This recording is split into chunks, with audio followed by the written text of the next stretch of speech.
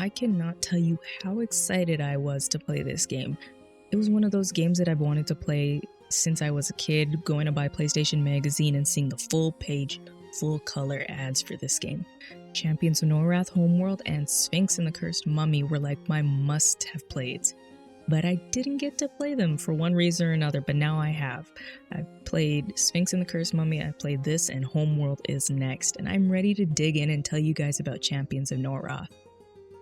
If you've played a Baldur's Gate game, specifically Baldur's Gate Dark Alliance, then you have a strong sense of what Norrath is, as it uses the reworked engine from Baldur's Gate.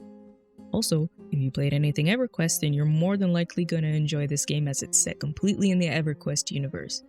What makes this game so interesting to young me was the 4-person co-op, and the option to go online and play with or against others. And I know today we're like, whatever, that's not a big thing, but back then it was either a LAN party, going to somebody's house, or having really good internet, and even then it didn't connect sometimes. But I won't be looking into the online or co-op aspects here. Champions of Norrath was developed by Snowblind Studios that went defunct back in 2012 and was turned into, can you guess? I'll tell you, Monolith Productions. Yes, that same Monolith you're thinking of right now, the Shadow of Mordor people, that's them. They made this. And it was published by Sony Online Entertainment for North America, and Ubisoft handled all the European releases. Champions of Norrath was released in 2004 for the PlayStation 2. It also has a sequel, Champions Return to Arms, released in 2005. They had to be working on these at the same time, because for how long this game is, they were probably working on these side by side. There's no way they could have done it in a year. It picks up right after the end of this game, it allows you to use that import-export feature, which is so handy nowadays. I love when games have that. Mass Effect is my favorite one that does that.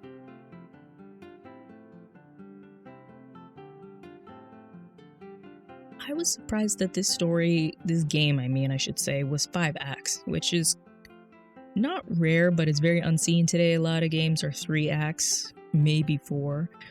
You gotta fight your way through the forces of evil, destroy that evil, and save the plains and realms of Norrath. You must become the champion. We've seen this plot 1,000 times before. In just fantasy games alone, you start as a beggar or another low-type fighter, you fight through the ranks, you kill the big bad, and become the ultimate warrior, the champion of Norrath. There's nothing really too original, but that doesn't mean the story and the journey to become the champ wasn't fun. Like a game I recently covered, The Last Story on the Wii. It's not an original story, but the journey to get there, that was weird and fun, and I had a lot of fun playing that. And to go back to high fantasy thinking, you even fight a spider named Shelox, not Shelob from Tolkien fame, but Shelox. And I'm like, ooh, am I playing Lord of the Rings or Champions of Norrath here? I wish I could say that the story was gripping, really more gripping. It had its moments, but it really wasn't. You do fight a Zeus-looking god, and your main antagonist, Pelles, is not what he seems. But it's truly been done before, and, since 2004 was a long time ago. You start by helping the elves against the orc invasion, but of course the orcs are a cover for something greater, and you travel to multiple planes, including the underworld, where you meet Vanarost, who is basically Dracula, or actually he looks more like Nosferatu, who's also turns out to be the narrator of the story as you go through, which tripped me out, and I don't know how I didn't connect that at the beginning, whatever. And after all the struggles fighting Pelles, fighting Vanarost, all these, you meet the prime evil, Inarok, god of hatred. And, it's you or him.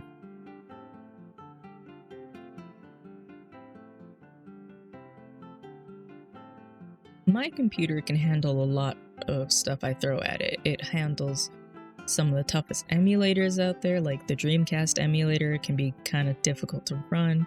It handles Dolphin emulator, which is the Wii and the GameCube, and sometimes that can be difficult to run. It handles modern games, old games. I don't have issues with my computer, but even running this game on the PCSX emulator, the Dev Edition, which is 1.5 and I can't remember what the newest number is. I had a couple sections where the game just slowed down to almost frames per second. No, seconds per frame. That's what I was gonna say. But still, it didn't take away anything from the game for me because it could have been my settings and not the game. I don't know. I tweaked it a lot to get it to run nicely, smoothly, but still sometimes it just wasn't having me today. I did crash one time at the end, which was very frustrating because I couldn't find out a cause for it and replicate it, and it crashed on a loading screen, which I assumed that was, uh-oh, I'm stuck in this one area and the game's gonna keep crashing there, but it didn't. It was just that one time it crashed and never crashed again. I gotta say, graphics-wise, I don't know why, but the water just really stood out to me. I know we got games like Assassin's Creed Black Flag with its amazing water. Sea of Thieves has an amazing water visual there, but this, maybe it's just 2004 me living in that nostalgia, even though I never played this as a kid, and it just looks so good. Overall, fairly good looking game.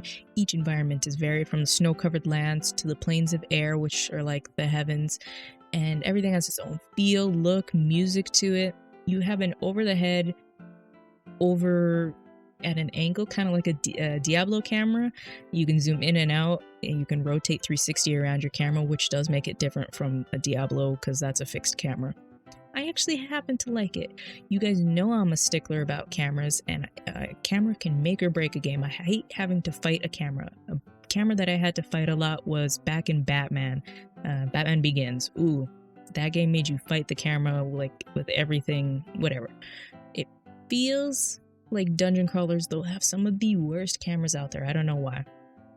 I prefer the fixed camera of Diablo, but even this one wasn't bad. It might bother other people, but that's okay. It has 3 positions: super close, medium, and zoomed way out. I left it zoomed way out so you could see things.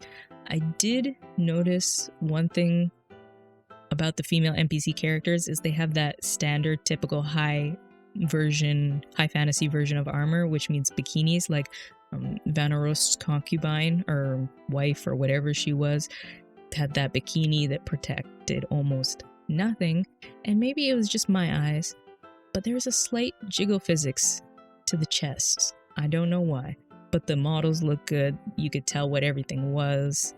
I mean, if you play EverQuest, you probably know what everything is without looking at it, but everything just looks so detailed, especially for 2004.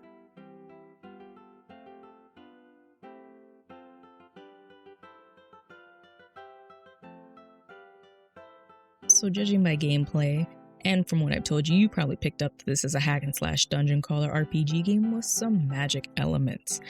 I picked a high elf cleric for my first one, which is rare because usually I go with like a paladin or a barbarian or rangers. I'm more preferable to rangers, but I want to try something different here. I have 2 attacks with blunt weapons, no sharp weapons, so no swords, just like clubs and hammers is all I could really use. And I have magic attacks, which I feel like clerics got shortchanged because there aren't as many blunt weapons as there is swords, bows, staffs, other type of weapons, or maybe it just felt that way for me.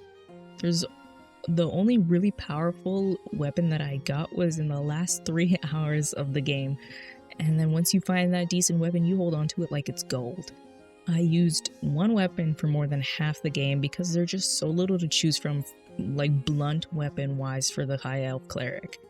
I would love to do another run though with a different type of character that I could use, better variety in the weapons. There are 5 classes to choose from that are, typical RPG roles, like barbarians who are tanks and can use any weapons, wood elf rangers who, as the name implies, are bowmasters, and clerics with a strong melee and magic attack. You got wizards who are pure spellcasters with no limit on what weapons they can use, dark elf knights, which are part melee fighters and part necromancers, and just typical high fantasy stuff. As you fight through the forests, deserts, and hack down enemies, you gain experience and level up. I only really spent points though in about 4 powers, skills, whatever you want to call them, and there was just a whole tree. There was 1 or 2 branches that I didn't even unlock or get to. Maybe you unlock those further in the second run with your import-export feature or your New Game Plus kind of feature. I found that it worked for me to choose those 4 skills and just hammered it out. As with most RPG games, equipment is dropped by enemies, from health to mana to weapons, armor, and dropped loot is usually better than what's sold in the stores, unfortunately. I really only used the stores to pick up all the things I couldn't, or I could, become over encumbered, teleport back, and then sell everything to the store. You can increase your strength, and by increasing your strength, you increase your inventory capacity, which is so necessary. At least maybe it's just my character, the High Elf Cleric class, but the inventory was so low. I just couldn't go through half an area before I got full, teleported back, either through the waypoints, which are also your save points, or used a gate scroll that allows you to warp back to the nearest shop and sell the excess inventory. But my only gripe was it didn't teleport you back to where you were. It teleports you to the start of the area, and you have to go through all of that again, which means, great, so maybe you drop something that you want to go back and sell or pick up, but it's a pain in the arse, because if I did it a couple times before boss room, because bosses give sometimes good loot, and you got to go back through that entire area again. It was just like a, oh my god, please no thing. Everything can be infused with materials you pick up as well, and you get elemental and physical boosts. You can upgrade your weapons, put cold, hot, electrifying. You can do that to accessories like necklaces and rings. You can do it onto your armor, every single piece of armor, head, chest, legs, arms, shoulders, I think was also another one. But everything is like customizable to how you want, and everything has got that fantasy feel right buried into it.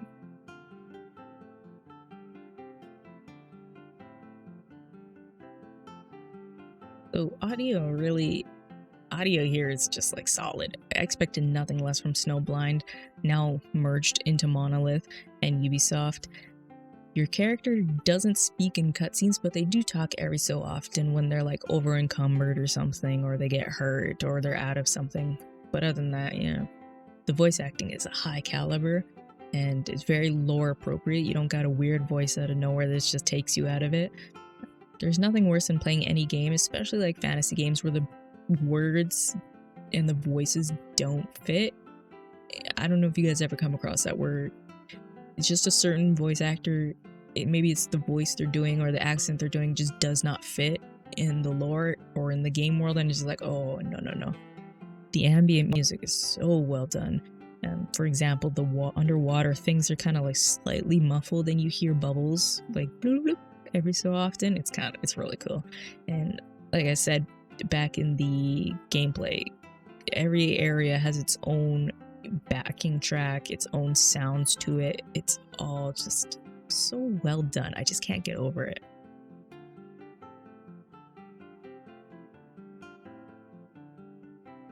Man, this was a fun game to get to cross off my childhood gaming list, and it was a pretty good experience overall. It was a tough game that only lets you upgrade difficulty when you beat it. So you start at normal, play it, your new game plus gets to hard, and then I don't know what's after that. I didn't even start my second run yet.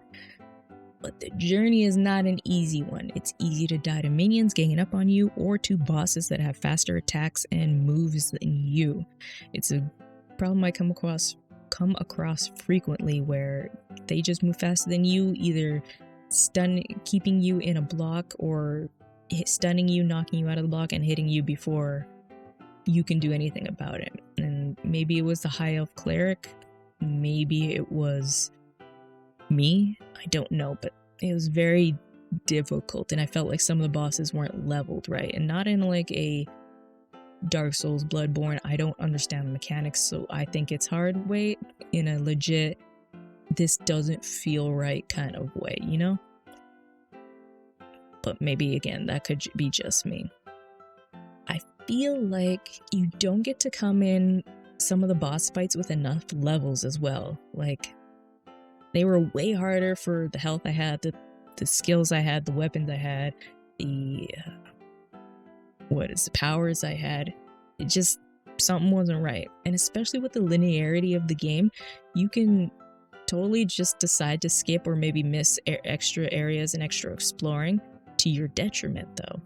You get some XP, and you get extra loot and all that stuff, but you really gotta wanna spend some time, dedicate yourself, and walk around, dig around, and find all this stuff. It took me about 16, 17 hours to finish this game first run through. And I honestly don't know if I'll go back for a second. I'd rather just play the second game, you know, instead of playing this again. And I said it was rare to see a game with 5 acts. It is, because a lot of games you will have your introduction, your middle where all the juicy bits happens, and then the end where, you know, you get your resolution, or you get your it's called the denouement, or you get your, you know, sometimes conflict resolution that will lead into like a sequel, you know? But this one was 5 acts of just 5 acts for 5 planes.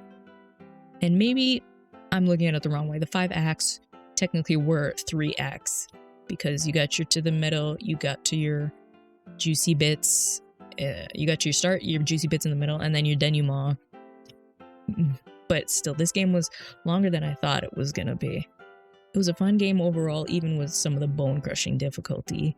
And I wish overall, my only gripe is that travel speed was way too slow, especially you have to backtrack a lot in some areas. It would have been nice to either have the option to run, or just move a little faster. I think it was fun to look back and get to enjoy this game now as I am, because I know kid me would be frustrated to no end and very upset with this game. As an adult, I can sit down, and if I want, I can put codes in. And yes, I'm one of those people that if you want to play a single player game and cheat, go ahead, cheat. I don't care. You paid for it. That's your game. Go have fun. Go play Skyrim unmodded as a PC player, or go play Skyrim unmodded anywhere and tell me how much fun that is after like the 1000th hour. But anyway, yeah, I'm glad adult me played this. Should you play it now? I would say, I mean, yeah, who doesn't love a good dungeon crawler made by Snowblind Studios, Monolith, whatever you want to call them nowadays. But you won't miss out if you do. You just go play EverQuest Online, if that's even still running. Get your hands on it for a collection's sake, I would say. But, you know, it's one of those games, there's literally hundreds of them out there, and you won't miss anything if you, you know, decide to pass on it today.